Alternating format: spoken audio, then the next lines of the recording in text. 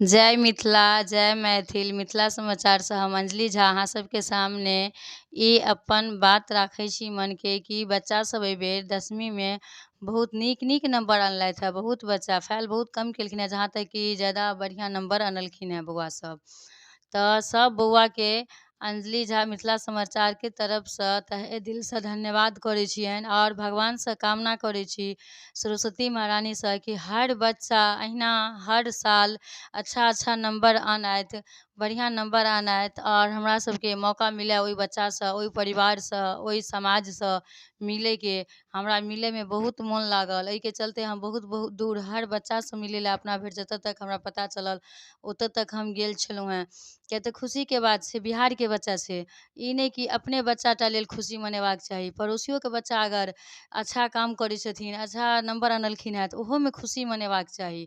आइ अगर दोसरके देख कऽ अहाँ खुश छी तऽ जरूर अहूँके मनोकामना पूरा हैत। अपने खुशीके लेल कामना भगवानसँ नहि करबाक चाही, भगवानसँ इएह कामना करबाक चाही कि हे भगवान सबके अच्छा रखियौ, एहिके साथ साथ हमरो देखू, हमरो नीक राखू, तऽ भगवान जरूर मनोकामना स्वीकार करै छथिन।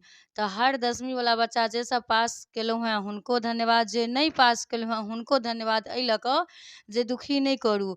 जे मतलब जे जीत होइ जे हार होइ छै ओहे जीत होइ छै, जे मेहनत करै छै ओहे हारबो करै छै आओर जितबो करै छै। एहन बात नहि छै कि जे बच्चा मतलब नंबर नहि आनलखिन हँ, फेल कऽ गेलखिन हँ, तऽ ओ बच्चा नहि मेहनत केने छथिन, एहन कोनो बात नहि छै। किछु ने किछु कनिक कमी अहिना भऽ जाइ छै, मिस्टेक होइ छै, दौड़ैमे आदमी गिरबेटा करै छै। तऽ जे पढ़थिन, जे मेहनत करथिन ओ अहिना फेल आओर पास हेथिन। आगाँसँ मतलब आगाँसँ ई कोशिश करब कि की कारणसँ हम एहिबेर फेल कऽ गेलहुँ, तऽ ओहिमे ज़्यादा मेहनत ज़्यादा रुचि लगायब, अपन मोन ज़्यादा ओहीपरमे अहाँ देबै, इम्हर उम्हर ध्यान नहि देबै। अहाँ प्रयोग ज़्यादा तरह करबै ओहीपर, जेनाकि अगिला बच्चासब जे पास केलखिन हँ, जिनका सबके नंबर एलनि हँ, कोन तरीकासँ पढ़ाइ केलखिन हँ, नहि केलखिन हँ, से जानकारी लऽ लेब, कनि मेहनत कऽ लिअ। आगा बेर पूरा अपन मनमे बना लिअ जे कि हमरा नंबर आनऽके अछि तऽ आनऽके अछि।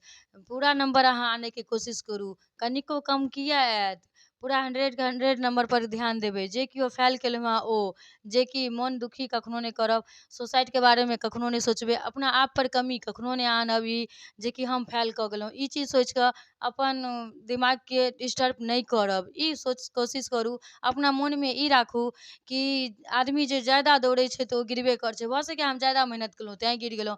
तऽ सब चीज सोचि समझि कऽ करू आओर डिसिप्लीनमे करू, डिसिप्लीनसँ रहू तऽ जरूर अहाँ पास हैब। मोन लगा कऽ पढ़ू, अपनासँ पैघ छोटके इज्जत मान सम्मान करैत हर अथी लैत तकर बाद आगाँ बढ़ैके कोशिश करू। जय मिथिला, जय मैथिल। हमर नाम भऽ गेल अंजलि झा, मिथिला समाचारसँ अहाँ सबके ई हम शिक्षापरमे कहलहुँ हेँ। ई हम शिक्षापरमे अहाँ सबके कहलहुँ हेँ। हमर वीडियो जिनका जिनका नीक लागल हैत लाइक कमेंट जरूर करब, शेयरो करब। आओर फेरसँ अहाँ सबके सामने हम अबै छी। जय मिथिला, जय मैथिल।